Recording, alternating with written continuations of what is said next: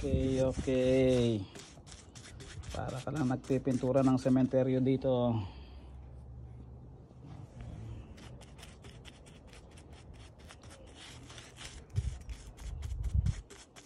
Guys, kailangan ano nyo, i-primer nyo yung kahoy para yung pintor hindi na mahirapan sa pag ano dyan, sa pagpintura dahil matatakpan ito ng bracket.